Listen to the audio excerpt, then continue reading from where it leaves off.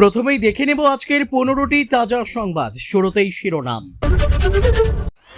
June July মাসে টাকা পেলেও শান্তি নেই, অন্নপূর্ণা যোজনা নিয়ে বড় আপডেট সামনে।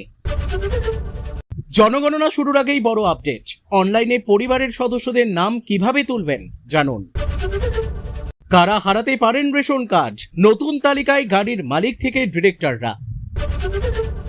নন্দীগ্রামে নিশ্চিহ্ন হওয়ার পথে তৃণমূল, হাতছাড়া আরও এক পঞ্চায়েত, উচ্ছ্বাসে মাতল গেরুয়া শিবির। মন্দিরের সিংহাসন ভাঙল তৃণমূল নেতা, পাতাল থেকে খুঁজে গ্রেপ্তার, হুঁশিয়ারি বিজেপি বিধায়কের। জোর করে দখল, জমির ভুয়ো নথি বানিয়ে বিক্রি, অভিষেকের পিত্র সুমিতের রক্ষা কবচে না হাইকোর্টের। দানের রক্ত প্লাজমা ভিন রাজ্যে পাচার, কলকাতা সহ রাজ্যের একাধিক জায়গায় অভিযান স্বাস্থ্য দপ্তরের। কোভিড টেস্টেও প্রতারণা, রয়েছে বড় দুর্নীতিও, অভিষেকের বিরুদ্ধে ফের অভিযোগ থানায়। ডিএ বৃদ্ধির মধ্যেই ফের উপহার, এই সকল কর্মীদের ভাতা বৃদ্ধির ঘোষণা মুখ্যমন্ত্রীর। নিয়োগ হবে 1 লক্ষ পুলিশ কর্মী, রেশন ভাতা বাড়ানোর ঘোষণা শুভেন্দুর। অভিষেকের আমতলার কার্যালয় এখনো ভাঙা যাবে না, জানালো হাইকোর্ট। 36 অফিসার 31 ইন্সপেক্টরের বদলের বিজ্ঞপ্তি নবান্নের। জিরো টলারেন্সের নজির, কোটি টাকার গাঁজা উদ্ধারের পর পুলিশকে অভিনন্দন শুভেন্দুর। কয়লা পাচার তদন্তে বড় তল্লাশি, 25 জায়গায় একযোগে ইডির হানা। ঘন্টার পর ঘন্টা ট্রাফিকের দিন শেষ, বাংলা জুড়ে 500 নতুন ফ্লাইওভার তৈরির ঘোষণা মুখ্যমন্ত্রীর। প্রিয় দর্শক, এবার আসছি বিস্তারিত খবরে। অন্নপূর্ণা যোজনা নিয়ে চিন্তা বাড়ছে আবেদনকারীদের। চলতি মাস থেকেই যোগ্য উপভোক্তা খুঁজে বের করতে এবং অযোগ্যদের বের করতে করা ভেরিফিকেশন শুরু করেছে সরকার। অন্নপূর্ণা প্রকল্পের জন্য ভেরিফিকেশন চলবে 30শে আগস্ট পর্যন্ত। যাচাই প্রক্রিয়া শেষ হওয়ার পরই উপভোক্তারা আগস্ট মাসের টাকা পাবেন। তবে অনেকেই আছেন যারা ইতিমধ্যেই জুন জুলাই 2 মাসের টাকা পেয়েছেন ঠিকই, তবে অযোগ্যরা বাদ যেতে পারে অন্নপূর্ণার সুবিধা থেকে। ইতিমধ্যেই জুন জুলাই মাসে টাকা পেয়েছেন 1 কোটির বেশি উপভোক্তা। যদিও অভিযোগ, আবেদন জমা করলেও বহু প্রকৃত ও যোগ্য উপভোক্তা প্রকল্পের সুবিধা থেকে বঞ্চিত হয়েছেন। আবার অভিযোগ এমন উঠছে যে অনেকে এই প্রকল্পের যোগ্য না হয়েও ভাতার টাকা পেয়েছেন। এবার এই নিয়ে হতে পারে কড়া পদক্ষেপ। জানা গিয়েছে, যারা ইতিমধ্যে অন্নপূর্ণার টাকা পেয়েছেন তাদের নথিও পুনরায় যাচাই শুরু হয়েছে। যদি দেখা যায় কোনো অযোগ্য নাম ঢুকে আছে তাহলে তা অবিলম্বে বাদ দেওয়া হবে। প্রশাসনের তরফে সরাসরি কিছু না বলা হলেও যাদের বাদ দেওয়া হতে পারে সেই তালিকায় থাকতে পারে এই সকল উপভোক্তারা যারা ভুল তথ্য দিয়েছেন আবেদনের ক্ষেত্রে, যারা টাকা পেতে তথ্য গোপন করেছেন, বিশেষত বাড়িঘর বা আয়ের তথ্য গোপন করেছেন, তাদের নাম যাচাইয়ের পর বাতিল হওয়ার প্রবল সম্ভাবনা রয়েছে। পাশাপাশি যাদের নথি ঠিক নেই তাদের নামও বাদ যেতে পারে। একই সঙ্গে তালিকাভুক্ত করা হবে যোগ্যদের। সম্প্রতি মুখ্যমন্ত্রী শুভেন্দু অধিকারী বলেছেন, 30শে আগস্টের মধ্যে যারা যোগ্য তাদের নাম নথিভুক্ত হয়ে যাবে, তারা পেয়ে যাবেন। মুখ্যমন্ত্রী বলেন, এখন ভেরিফিকেশনের কাজ হচ্ছে, এখনও নথি যাচাইয়ের কাজ চলছে। আগস্টে অনেক যোগ্য আবেদনকারীরা টাকা পাবেন। নথি যাচাইয়ের পর যে সকল আবেদনকারী যোগ্যতার সব শর্ত পূরণ করবেন তারা সকলে ভাতার টাকা পাবেন। 2011 সালের পর 2026, দীর্ঘ 15 বছর পর আবারও দেশে জনগণনা শুরু হতে চলেছে। তবে এবার দেশবাসীর কাছে সেলফ এনুমারেশন তথা স্বগণনার সুযোগ রয়েছে। বাড়ি বসে নিজেরাই জনগণনার জন্য তথ্য আপলোড করতে পারবেন সকলে। এর জন্য কোনো ওয়েবসাইটে যেতে হবে? কিভাবে করতে হবে জেনে নিন। শীঘ্রই রাজ্যে শুরু হতে চলেছে জনগণনার কাজ। বাড়ি বসে স্বগণনার জন্য ইচ্ছুক ব্যক্তিকে প্রথমে https://c.census.gov.in ওয়েবসাইটে যেতে হবে। সেখানে নিজের মোবাইল নম্বর দিয়ে রেজিস্ট্রেশন করতে হবে। এরপর পরিবারের প্রধান নির্বাচিত করতে হবে। এই মোবাইল নম্বর ও পরিবারের প্রধানের নাম আর বদল করা যাবে না। এরপর স্ক্রিনে 33টি প্রশ্ন সম্বলিত একটি প্রশ্নাবলী ভেসে উঠবে। সেখানে পরিবারের তথ্য, সম্পত্তি, অর্থনৈতিক কর্মকাণ্ড, আবাসন, পারিবারিক সুযোগ সুবিধা সহ একাধিক তথ্য দিতে হবে। এই বিষয়ে যে কোনো প্রয়োজনীয় তথ্যের জন্য রয়েছে টোল ফ্রি হেল্পলাইন নম্বর 1855। অনলাইনে ফর্ম ফিল আপ করার সময় তথ্য সংক্রান্ত কোনো সমস্যা হলে ওয়েবসাইটেই তা দেখিয়ে দেবে। সেই অনুযায়ী সেটি ঠিক করে আবেদন প্রক্রিয়া চালিয়ে যেতে পারবেন আবেদনকারী। অনলাইনে আবেদনের সময় আবেদনকারীর বাড়ির কাছাকাছি কোনো ল্যান্ডমার্ক দিতে হবে। সেই সঙ্গেই ম্যাপে বাড়ির অবস্থানও দেখাতে হবে। এভাবে এক এক করে সব তথ্য দিয়ে আবেদনপত্র পূরণ করার পর তা জমা দিয়ে দিতে হবে। ফর্ম জমা দেওয়ার পর একটি সেলফ এনুমারেশন আইডি তৈরি হবে। এটি যত্ন করে রাখতে হবে। পরবর্তীতে পরিদর্শনে আসা গণনাকারী আধিকারিককে এই আইডি দিতে হবে। তিনি এটি সংগ্রহ করে কেন্দ্রীয় ডেটাবেসে আপলোড করবেন। জানা গিয়েছে, স্বগণনা তথা সেলফ এনুমারেশনের এই সুবিধা আগামী 1 আগস্ট থেকে 15 আগস্ট অবধি উপলব্ধ থাকবে। সেই সময়কালের মধ্যে কেউ চাইলে বাড়ি বসেই পরিবারের তথ্য অনলাইনে আপলোড করে দিতে পারেন। রেশন কার্ড নিয়ে আবারও শুরু হয়েছে বড়সড় যাচাই। এবার শুধু আয়করদাতাই নন, 4 চাকা গাড়ির মালিক, জিএসটি নম্বর থাকা গ্রাহক, কোনো কোম্পানির ডিরেক্টর বা পিএম কিষাণ ক্রেডিট কার্ডে 5 লক্ষ টাকা বা তার বেশি ঋণ নেওয়া ব্যক্তিদের তথ্যও খতিয়ে দেখা হচ্ছে। পূর্ব মেদিনীপুর জেলায় এমন 6,694 জনের নামের তালিকায় এসেছে। তাদের রেশন কার্ড নিয়ে এখন সমীক্ষা চলছে। রেশন কার্ড যাচাইয়ে নতুন নজর খাদ্য দপ্তর সূত্রে খবর। রাজ্য থেকে পাঠানো তালিকার ভিত্তিতে পূর্ব মেদিনীপুরের 25টি ব্লক ও 5টি পুরসভা এলাকায় বাড়ি বাড়ি সমীক্ষা শুরু হয়েছে। পরবর্তী সিদ্ধান্ত নেওয়া হবে। এর আগে আয়করদাতাদের রেশন কার্ড নিয়ে পদক্ষেপ নেওয়া হয়েছিল। তখন আয়করদাতা ব্যক্তির পাশাপাশি তার পরিবারের সদস্যদের রেশন কার্ডও নিষ্ক্রিয় করা হয়। এই সিদ্ধান্ত নিয়ে বিতর্ক তৈরি হয়, কারণ পরিবারের একজন আয়কর দিলেও অন্য সদস্যদের কাজ কেন বন্ধ করা হবে তা নিয়ে প্রশ্ন ওঠে। পরে সেই সিদ্ধান্তে বদল আনা হয়। পরিবারের অন্য সদস্যদের রেশন কার্ড ফের চালু করা হয়। শুধু আয়করদাতার কার্ডই বাতিল রাখা হয়। পূর্ব মেদিনীপুরে প্রথমে প্রায় 1,40,000 রেশন কার্ড নিষ্ক্রিয় করা হলেও পরে সেই সংখ্যা কমে প্রায় 28,000-এ দাঁড়ায়। এবার নতুন তালিকায় রয়েছে 4 চাকা গাড়ির মালিক, কোনো কোম্পানির ডিরেক্টর, জিএসটি রেজিস্ট্রেশন থাকা গ্রাহক এবং পিএম কিষাণ ক্রেডিট কার্ডে 5 লক্ষ টাকা বা তার বেশি ঋণ নেওয়া ব্যক্তিদের নাম। তাদের রেশন কার্ড সন্দেহজনক তালিকায় রেখে যাচাই করা হচ্ছে। তবে এই বিষয়টি নিয়ে প্রশ্ন উঠছে, কারণ কৃষকদের নিয়ে তৈরি ফার্মার্স প্রডিউসার অর্গানাইজেশন অর্থাৎ এফপিও আইন অনুযায়ী একটি কোম্পানি হিসেবে ধরা হয়। সেই সংস্থাগুলির ডিরেক্টর পদে সাধারণ কৃষকরাই থাকেন। ফলে অনেক সাধারণ কৃষকের নামও এই তালিকায় চলে আসতে পারে বলে আশঙ্কা তৈরি হয়েছে। তমলুক পুরসভার প্রাক্তন চেয়ারম্যান দীপেন্দ্র নারায়ণ রায় জানান, তিনি আয়কর দেন। কয়েকদিন আগে তিনি দেখেন তার রেশন কার্ড নিষ্ক্রিয় করে দেওয়া হয়েছে। জেলা খাদ্য দপ্তরের এক আধিকারিকের দাবি, 6,694 জনের একটি তালিকা জেলায় এসেছে। সেই তালিকা ফুড সাপ্লাই ইন্সপেক্টরদের কাছে পাঠানো হয়েছে। এখন এলাকা ভিত্তিক সমীক্ষা চলছে। সেই সমীক্ষার রিপোর্টের ওপর ভিত্তি করেই পরবর্তী পদক্ষেপ নেওয়া হবে। রাজ্যে পালাবদলের পরই তৃণমূল ভেঙে খান খান। রাজ্যে একের পর এক পুরসভা, পঞ্চায়েত সমিতি এবং জেলা পরিষদ হাতছাড়া হয়েছে তৃণমূলের। এবার মুখ্যমন্ত্রী শুভেন্দু অধিকারীর খাসতালুক নন্দীগ্রামে তৃণমূলের হাতছাড়া হল গ্রাম পঞ্চায়েত। সোমবারই পটাশপুর 1 নম্বর ব্লকের অমরশী 2 নম্বর গ্রাম পঞ্চায়েতের নতুন বোর্ড গঠন করেছে বিজেপি। এমনকি কোলাঘাটের সিদ্ধা 1 নম্বর গ্রাম পঞ্চায়েতেও হাতছাড়া হয়েছে তৃণমূলের। এবার সেই তালিকায় যুক্ত হল নন্দীগ্রাম গ্রাম পঞ্চায়েতও। নির্দলের দখলে গিয়েছে এই পঞ্চায়েত। গত 2023 সালে পঞ্চায়েত নির্বাচনে নন্দীগ্রাম 1 নম্বর ব্লকের কেন্দমারি গ্রাম পঞ্চায়েতের 22টি আসনের মধ্যে তৃণমূল প্রায় 13টি এবং 9টি আসন পায় নির্দলের দখলে। কিন্তু রাজ্যে পালাবদলের পরই রাজ্যের একাধিক পঞ্চায়েত, জেলা পরিষদ সহ একাধিক পুরসভায় দেখা যায় অচল অবস্থা। সেই মতো নন্দীগ্রামের কেন্দমারি গ্রাম পঞ্চায়েতেও দেখা দেয় জটিলতা। পঞ্চায়েত প্রধান, উপপ্রধান সহ বেশ কয়েকজন সদস্য একের পর এক ইস্তফা দেন। এহেন পরিস্থিতিতে প্রশ্নের মুখে পড়ে নাগরিক পরিষেবা।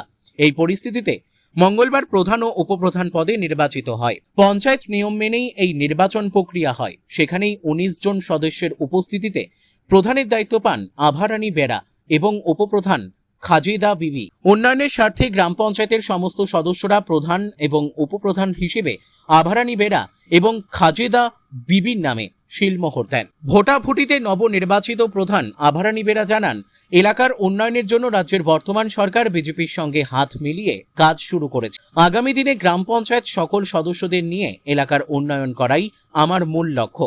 অন্যদিকে বিজেপির মণ্ডল 1-এর সভাপতি ধনঞ্জয় ঘরা বলেন, তৃণমূলের প্রধান, উপপ্রধান সহ সদস্যরা গ্রাম পঞ্চায়েতে না আসায় উন্নয়নের কাজ থমকে গিয়েছিল। পঞ্চায়েত নিয়ম মেনে নতুন প্রধান ও উপপ্রধান নির্বাচন হলো। তারা আমাদের সঙ্গে থেকে এলাকার উন্নয়ন করতে চান। এক্ষেত্রে সব রকম ভাবে বিজেপি তাদের পাশে আছে বলেও জানিয়েছেন ধনঞ্জয় ঘরা। তবে নন্দীগ্রাম 1 নম্বর ব্লকের কেন্দমারি গ্রাম পঞ্চায়েত তৃণমূলের হাতছাড়া হতেই উচ্ছ্বাস দেখা যায় বিজেপি নেতা কর্মীদের মধ্যে।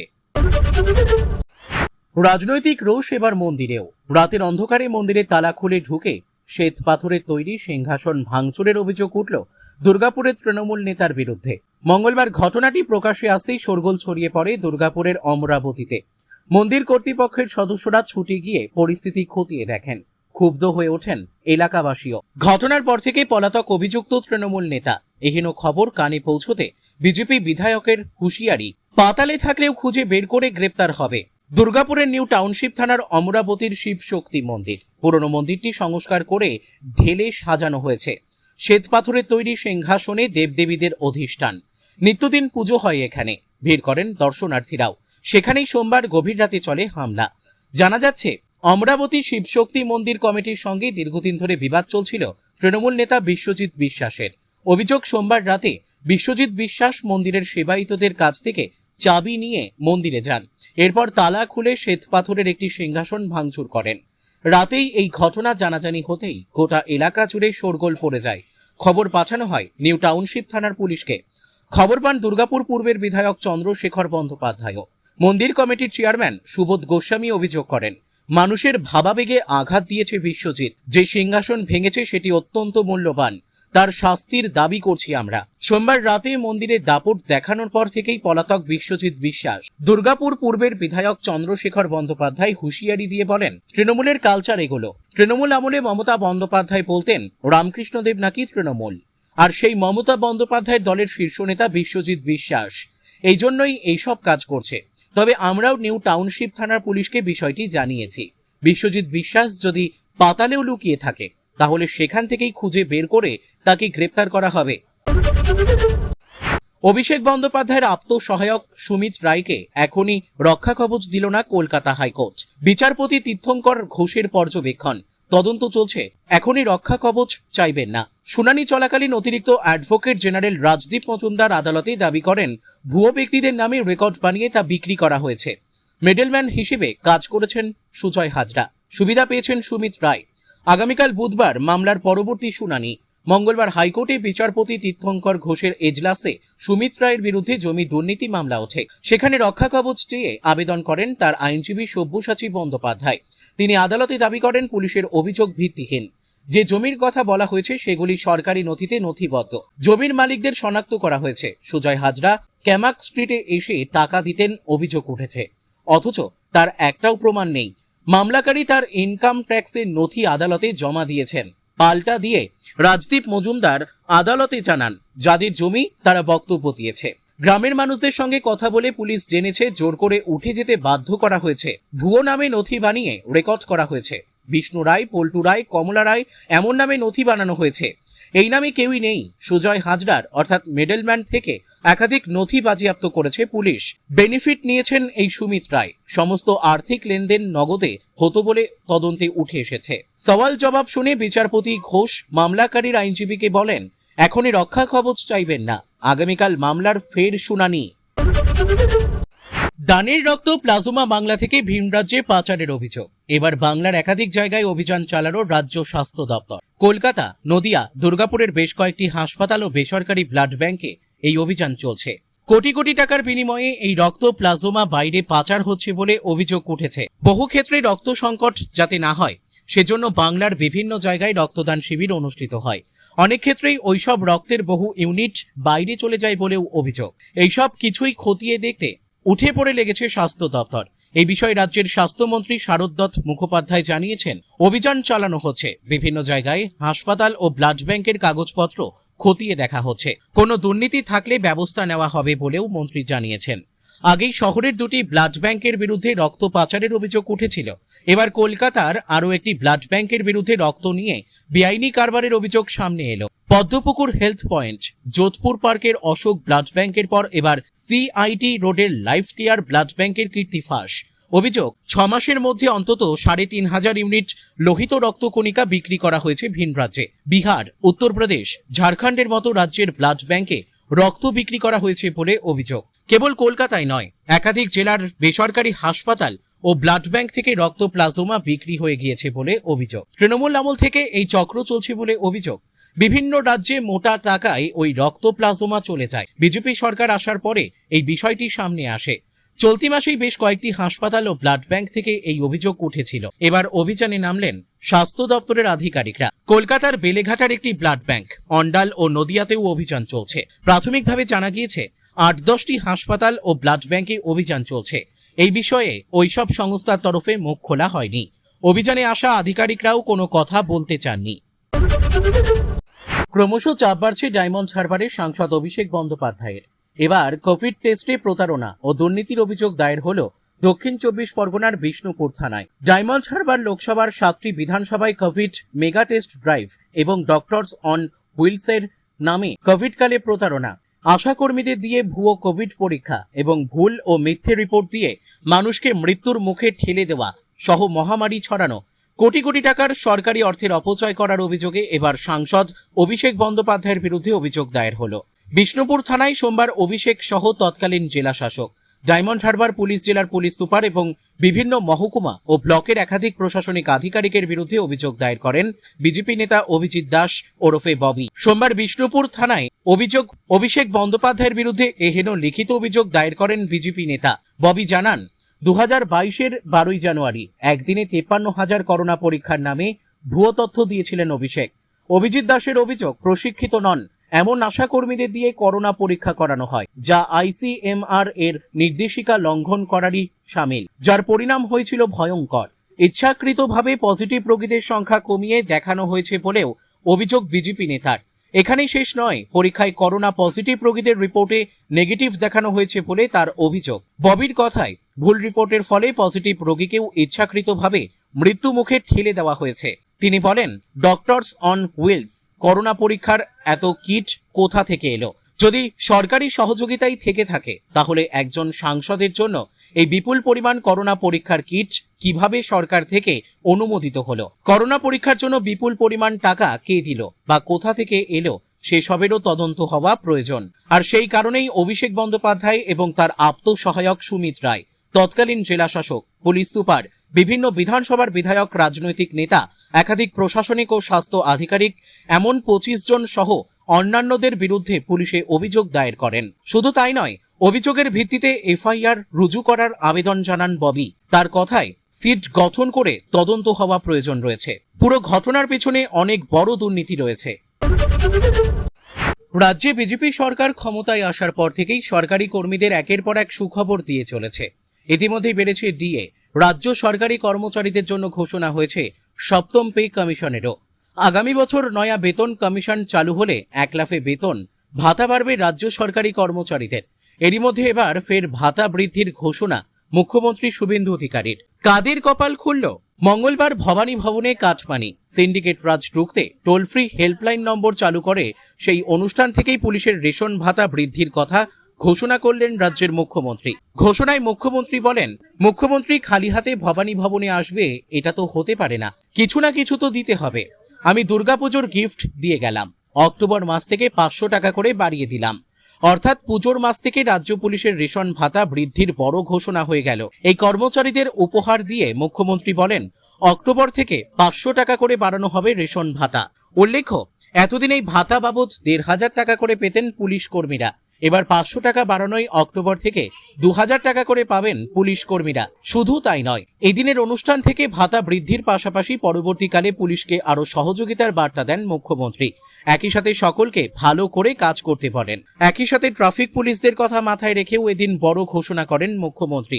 কলকাতা শহরে যেভাবে বৃষ্টি হচ্ছে সেই বিষয় উল্লেখ করে মুখ্যমন্ত্রী বলেন, এই বৃষ্টিতে ট্রাফিক পুলিশদের কাজ করতে দেখে তার খুব খারাপ লেগেছে। ভাঙা ছাতা নিয়ে ভিজে ভিজে সবাই কাজ করছে দেখে তিনি ট্রাফিক পুলিশদের জন্য এদিন রাজ্য পুলিশের ডিজি ও কলকাতার সিপি কে বলেন, এদের তো আমার জন্য জ্বর হবে, শরীর খারাপ হবে, ঘন ঘন ক্যালপল খেতে হবে।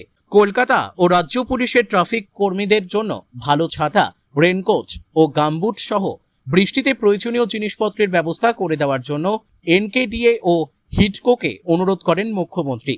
মন্ত্রী অগ্নিমিত্রা পালের জন্য অনুমোদন দিয়েছেন।